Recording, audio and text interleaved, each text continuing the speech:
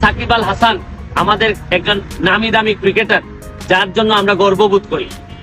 উনি আমি সেদিন যেদিন সে আমারে মারতে আসছিল, আমি কাউরে বলি নাই, আমি মনে করছি থাকুক, আল্লাহর কাছে বিচার দিছি যে এই ধরনের বাংলাদেশ ক্যাপ্টেন্সি পর্যন্ত ক্রিকেটের ক্যাপ্টেন হিসেবেও সে মনে করলাম যে এই ধরনের মানুষ যদি বেয়াদব হয় তাহলে তারপরে আর বিচার দেওয়ার জায়গা থাকে না।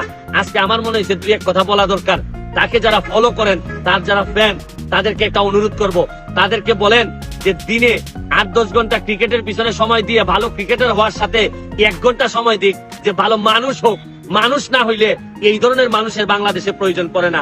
সাকিব আল হাসান আমাদের একজন নামি দামি ক্রিকেটার, যার জন্য আমরা গর্ববোধ করি। উনি একটা স্বর্ণের দোকান উদ্বোধন করার জন্য চলে গেছেন দুবাইতে। তো আমরা যে কোনো সেলিব্রিটি যারাই আসে না কেন, তাদেরকে কেউ দাওয়াত দিলে যাইতেই পারে। আমি সাকিব আল হাসানের কোনো দোষ এই পর্যন্ত দেখি না।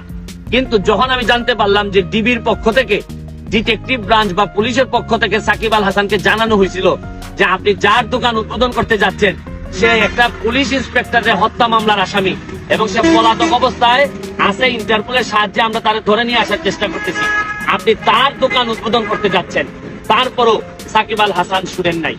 আমার কাছে মনে হয়েছে যে এটা যে একটা অপরাধ, উনি জানেন কিনা যে সেলিব্রিটি হইলে কি তার কোনো অপরাধের বিচার হবে না।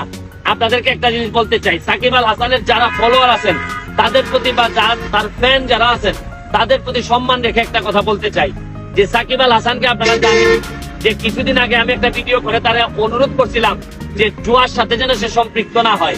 জুয়ার সাথে সম্পৃক্ত না হওয়ার জন্য বলছিলাম যদি 3 লাখ টাকা লাগে আমি 3 লাখ টাকাও দিতে রাজি। শুনেন, সাকিব আল হাসান এমন একজন মানুষ, কোন ধরনের সমালোচনা সহ্য করতে পারেন না।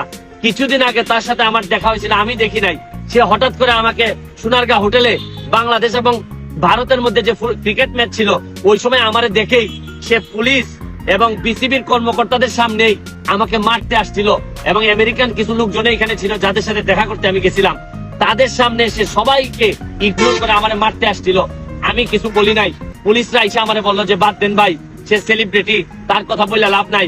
এবং আমিও মনে করছিলাম যে এক সেলিব্রিটি মানুষ, তার যদি কিছু অপরাধ করে আমি যদি মাইরও খাই আপনাদের কার কাছে বিচার দিব, তারপরও কোনো কথা আমি বলি নাই। কিন্তু আজকে আমার কাছে মনে হয়েছে জুয়া থেকে শুরু করে আজকে তার এই দুবাইতে উদ্বোধন করা পর্যন্ত আমার কাছে মনে হয়েছে যে বিদ্যান যদি আপনার খারাপ মানুষ হয় তাহলে পরিত্যাজ্য। সে যত কোয়ালিফাইড লোকই হোক, সে যদি মানুষ হিসাবে যদি ভালো না হয় তাইলে তার ফ্যান আর হওয়ার সুযোগ নাই। আমি আপনাদেরকে একটা জিনিস বলতে চাই, শুনেন, যদি সাধারণ মানুষ যেভাবে বিচারের মুখোমুখি হয়, সাকিব আল হাসানের মতো মানুষকে যদি তারা যদি এই বাংলাদেশের মানুষকে শুধু টাকার জন্য যদি এই ধরনের মেসেজ দেয়, তাইলে কিন্তু বাংলাদেশে আপনি কোনোদিন সোনার বাংলা বানাইতে পারবেন না। কারণ ভালো ফুটবল খেলে, ভালো ক্রিকেট খেলে একটা মানুষ যদি দেশ বিক্রি করে দিত চিন্তা না করে, এই ধরনের জিনিস যদি সে করতে পারে তাহলে তারে দিয়ে এই দেশের ভালো কিছু হইতে পারে না। আমি সেদিন যেদিন সে আমারে মারতে আসছিল, আমি কাউরে বলি নাই, আমি মনে করছি থাকুক, আল্লাহর কাছে বিচার দিছি যে এই ধরনের বাংলাদেশ ক্যাপ্টেন্সি পর্যন্ত ক্রিকেটের ক্যাপ্টেন হিসেবেও সে মনে করলাম যে এই ধরনের মানুষ যদি বেয়াদব হয় তাহলে তারপরে আর বিচার দেওয়ার জায়গা থাকে না। আজকে আমার মনে হয়েছে দুই এক কথা বলা দরকার।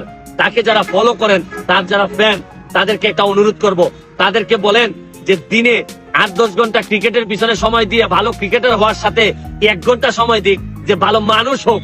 মানুষ না হইলে এই ধরনের মানুষের বাংলাদেশে প্রয়োজন পড়ে না।